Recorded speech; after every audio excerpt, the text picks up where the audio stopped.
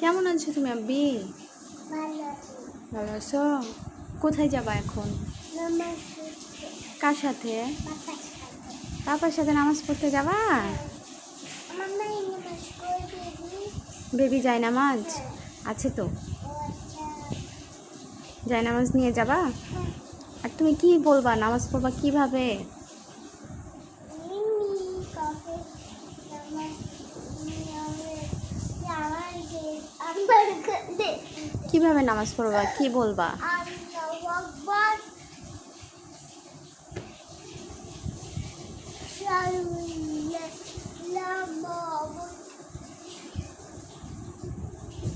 আমি আমি আর তোমাকে কি দোয়া বললাম, কি দোয়া করতে হবে?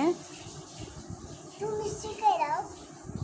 আল্লাহ আমাকে তৌফিক দাও ভালো বাবু হওয়ার। বলো,